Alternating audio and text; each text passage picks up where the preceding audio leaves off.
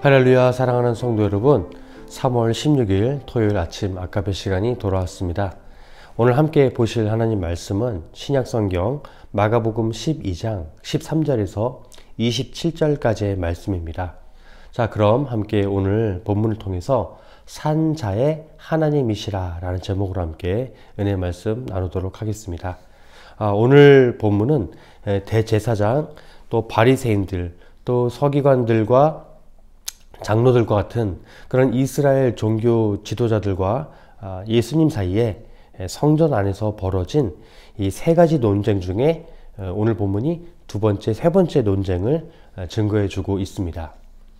첫 번째 논쟁은 이전 본문인 11장 27절에서 33절까지 말씀에 나타나 있는 예수님의 권위에 대한 논쟁이었습니다. 이스라엘 종교 지도자들은 자신들보다 이 새파랗게 젊은 이 예수라는 사람이 율법의 전통을 흐리고 또 사람들을 현혹하고 있다라고 그렇게 생각하면서 예수님을 책잡기에 혈안이 되어 있었죠. 게다가 그들이 받아들일 수 없는 것은 바로 예수님께서 자신을 하나님의 아들이고 구원자인 메시아라고 말하는 것, 바로 이것이 그들에겐 신성모독으로 여겨졌기 때문입니다. 물론 이들이 검증을 하기 위하여서 예수님과 논쟁하는 방법 그 자체는 율법적으로 틀린 것은 아닙니다. 율법은 다 나쁜 것이 아니라 두세 사람으로 증인을 세워야 그 증거가 성립된다라고 말하고 있는 것처럼 방법 자체는 검증을 위한 것이기 때문에 이들의 행동을 무조건 나쁜 것이다 라고 말을 할 수는 없죠. 하지만 중요한 것은 그들의 행위 자체라기보다는 바로 그들의 마음속에 있었던 의도였던 것입니다. 여러분, 이스라엘 종교 지도자들의 의도는 예수님이 말씀하시는 그 진리에는 상관없이 무조건 예수님을 책잡기 위한 바로 그러한 목적을 가지고 있었습니다. 여러분, 우리는 진리에 대하여 무지하거나 또 잘못 알고 있으면 바로 오해하기 십상이죠. 그래서 우리는 하나님의 말씀인 성경을 통해 예수님이 누구신가에 대해 바로 깨달아야 합니다. 올바르게 알아야 한다는 것이죠. 이것이 바로 마가가 우리에게 마가복음을 기록해 준 이유라고 설명할 수 있습니다. 그럼 함께 오늘 본문을 통해서 우리 예수님께서 왜 자신을 산자의 하나님이라고 소개하시는지 살펴보도록 하겠습니다. 우선 오늘 본문 14절 말씀을 읽겠습니다. 14절 말씀.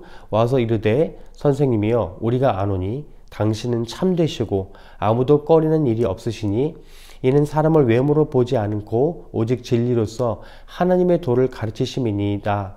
가이사에게 세금을 바치는 것이 옳으니까 옳지 아니하니이까. 아멘. 그렇습니다. 오늘 본문이 소개하는 성전 안에서의 두 번째 논쟁의 주제는 바로 세금입니다. 세금. 당시의 이스라엘은요, 로마의 속국이었죠. 그러므로 이스라엘 사람들은 자연스럽게 당연히 로마의 식민이었습니다. 그래서 그들은 굴욕의 삶을 살 수밖에 없었죠. 그런데 이스라엘 백성들이 로마에 대해 무엇보다도 참을 수 없었던 것은 바로 로마의 황제가 스스로를 신이나 자신을 신의 아들 또는 신의 대리자라고 자칭하면서 통화되는 그런 화폐에다가 자신의 얼굴을 새기고 이와 함께 당시의 황제였던 이 티베리우스의 이름을 새겨서 그 동전에 뭐라고 쓰였냐면 은화폐가 많이 사용되었는데요. 거기에 신 아우구스투스의 아들 티베리우스 가이사 아우구스투스라고 하는 문구가 적혀 있는 그 화폐를 세금으로 내겠다라고 하는 것입니다. 여러분, 하나님 외에 아무도 신으로 인정하지 않는 그러한 유일신앙을 가진 이스라엘 백성에게 로마에게 인두세, 즉 오늘날의 주민세라고 할 수 있는데요. 이것을 그 화폐로 내는 것은 신앙적으로도 또 그들의 감정적으로도 도저히 용납할 수 없는 그런 분통한 일이었던 것이죠. 그래서 이들은 소위 자신을 메시아라고 소개하고 있는 이 예수에게도 정말 어쩔 수 없는 이 상황에 대해서 만약에 질문을 던지고 답해보라 한다면 그 예수가 제대로 답을 하지 못할 거라라고 그렇게 예상을 하면서 예수님께 질문을 했던 것입니다. 왜냐하면 만약에 예수님이요 세금을 징수하는 것에 찬성한다면 민심은 급격하게 예수님을 반대하게 될 것이고, 또 반대로 예수님이 세금 징수를 반대하게 된다 하면 로마 황제를 거역한 것이므로 정치적으로 예수님을 제거할 그런 확실한 명분을 그들이 얻을 수 있게 되기 때문에 이 질문이야말로 예수님을 공경에 빠뜨리게 할 수 있는 외통수, 또 예수님을 진퇴양난에 빠지게 할 수 있는 그런 거리가 될 수 있기 때문이었던 것이죠. 그런데 이러한 간교한 대제사장과 서기관과 장로 그룹들은 유대 정통을 자처하는 바리새인과 친로마 성향이 있었던 이 헤롯 땅 사람들을 보내어서 예수님께 질문을 던집니다. 그런데 이에 예수님은 너무나 지혜롭고 이 질문에 신박한 대답을 하시죠. 그것이 바로 오늘 본문 17절 말씀인데요. 그 말씀은 바로 가이사의 것은 가이사에게, 하나님의 것은 하나님께 바치라 라고 대답하신 것입니다. 여러분, 예수님의 이 대답으로 놀라지 않은 사람이 아무도 없었다라고 말씀 증거하고 있는데요. 이것이 가능한 것은 단순히 예수님께서 지혜로우시다라는 그러한 사실을 넘어서 예수님께서 참 진리 그 자체이심을 증거하는 것이다 라고 하는 바로 그 이유 때문에 가능한 것입니다. 사랑하는 성도 여러분, 우리는 신앙생활을 함에 있어서도 이스라엘 종교 지도자들처럼 오만과 편견, 또 가지고 있던 그런 악의를 우리가 버려야 한다는 사실을 깨닫게 됩니다.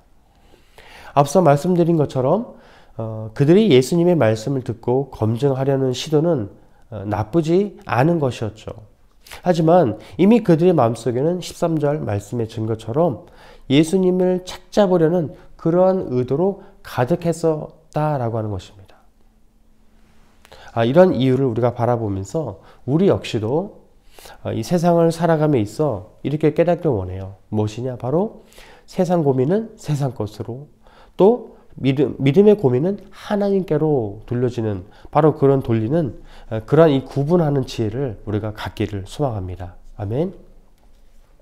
자, 이어지는 18절에서 27절까지의 말씀은 성전 안에서 벌어지는 바로 세 번째 논쟁에 대해서 증거해 주고 있는데요. 그것은 바로 부활에 관한 것입니다. 즉 부활 논쟁인 것이죠. 예수님께 이 논쟁을 걸어온 사람들이 누구냐? 바로 이스라엘 종교 지도자들의 여러 그룹들 가운데 사두개인들이었습니다.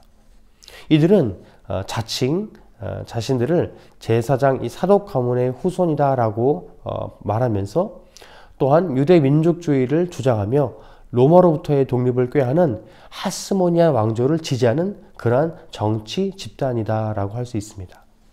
그리고 이들은 오직 토라라고 우리가 말하는 이 모세 오경만을 하나님의 말씀으로 인정하는 그러한 사람들이었습니다. 게다가 이들은 사람의 부활을 언급하지 않는 율법을 신봉하는 사람들이었으므로 부활을 믿는, 또 부활을 말하는 주장하는 바리새인들과는 전혀 다른 성향의 사람들이었던 것이죠. 그래서 사도행전 4장과 23장에서 증거하는 것처럼 그들은 부활뿐만 아니라 또 천사도 부정했습니다. 하지만 이들 역시 예수님을 책잡으려고 하는 마음은 여타 다른 이스라엘 종교 지도자들과 별반 다르지 않았습니다. 이 사두개인들은 예수님을 책잡기 위해 역시 자신들이 신봉하는 그 오경에 신명기 25장 5절의 말씀을 가지고 그들은 질문을 던지죠. 그 신명기 말씀이 무엇냐? 제가 한번 읽어보겠습니다. 형제들이 함께 사는데 그중 하나가 죽고 아들이 없거든 그 죽은 자의 아내는 나가서 타인에게 시집가지 말 것이요 그의 남편의 형제가 그에게로 들어가서 그를 맞이하여 아내로 삼아 그의 남편의 형제된 의무를 그에게 다 행할 것이요. 아멘. 네, 이것은 무엇을 말하냐? 바로 이전부터 예수님 시대까지 계속 이어져 오고 있던 수혼법, 계대 결혼법에 대한 설명입니다. 이것에 대한 정확한 예시가 바로 우리가 그 룻기를 통해 알 수 있는 것이죠. 그러니까 이처럼 예수님 당시에나 이전에도 어린아이들과 나그네, 여인들은 약자였습니다. 그 중에서 여인들에게는 남편이 유일한 안전망이었죠. 그런데 남편이 죽고 나면 사회에서 그녀들은 고립되고 자연스럽게 약자가 될 수밖에 없었던 것입니다. 그래서 하나님께서는 모세를 통해 율법으로라도 살아있는 그 다른 형제들이 형수나 제수씨를 거두게 하여서 그녀들에게 최소한의 인간적인 삶을 보장받게 하도록 한 것입니다.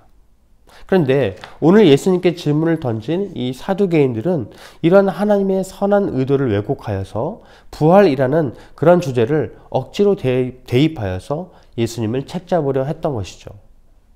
그렇게 사두개인들은 결국에 7명의 남편을 두었던 이 여인은 나중에 부활 때에 누구의 아내가 되는 것이냐라고 하는 그런 어리석은 질문을 던집니다.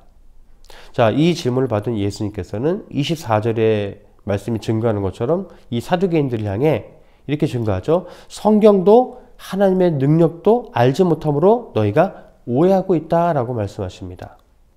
왜냐하면 여러분, 사람은 죽고 난 후에 다시 부활할 때에는 말씀이 증거하는 것처럼 이전과 같지 않고 장가도 시집도 가지 않고 하늘에 있는 천사들과 같이 되기 때문이다 라고 그 이유를 말씀하시죠.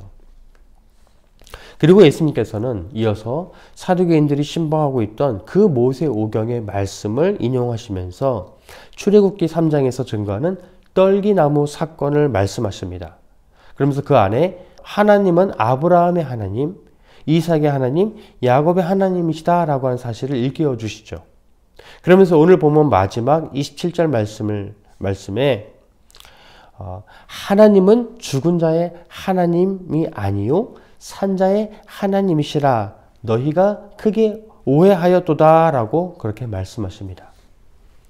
이 말씀을 인용하신 이유는 이스라엘 민족의 시작인 이 새 족장에게 이미 하나님께서는 부활과 능력의 약속을 보여주셨고 이들이 비록 당시에는 이미 죽고 없지만 하나님께서는 여전히 그들과 함께 하시는 그러한 살아계신 하나님이시라는 사실을 그들에게 알려주시기 위함이다 라고 말할 수 있습니다. 사랑하는 성도 여러분, 오늘 우리는 이 두 가지의 논쟁에 대해서 함께 본문을 통해 배웠는데요. 이제 말씀을 정리하겠습니다. 여러분, 성도에게 부활이란 죽음 이후에 산자들의 하나님을 경험하는 최고의 은혜이고 영광이다 라고 이렇게 우리가 정의할 수 있습니다. 이와 같은 논쟁을 기록한 누가복음 20장 38절 말씀은 다음과 같이 우리에게 증거해 주는데요. 제가 읽겠습니다. 하나님은 죽은 자의 하나님이 아니요 살아있는 자의 하나님이시라. 하나님에게는 모든 사람이 살았느니라 하시니. 아멘. 여러분, 모든 사람이 살았다고 합니다. 아브라함도 이삭도 야곱도 마찬가지죠. 우리도 그렇습니다. 오늘도 우리 하나님은 살아계신 하나님이신 줄 믿으시길 바랍니다. 이처럼 우리 하나님은 살아계시고 또 성령께서는 말씀을 통해 우리에게 역사하시는데 우리는 고난과 염려 앞에 마치 죽어 있거나 꽁꽁 얼어 있는 것처럼 그렇게 살고 있는지는 모르는지 우리가 돌아보길 원합니다. 만약 그렇다면 이제 말씀의 불로 우리는 다시 활활 타올라야 될 줄로 믿습니다. 우리에게 유일한 소망은 이 땅에서 잘 되는 것이 아니라 부활을 맞이하여 영원히 하나님 나라에서 우리 하나님을 즐거워하는 것이죠. 아멘. 여러분, 이스라엘 종교 지도자들처럼 마음이 딱딱하게 굳어져서 하나님과 복음에 대하여 오해하는 그런 일은 우리가 없도록 해야 합니다. 그러므로 우리는 예수 그리스도의 겸손, 또 부활에 대한 소망, 또 그분께서 우리에게 선물해 주신 산자의 하나님에 대한 그 믿음으로 우리가 나아가는 우리 모두가 되기를 주의 이름으로 간절히 축원합니다. 아멘. 기도하시겠습니다. 사랑의 하나님 감사합니다.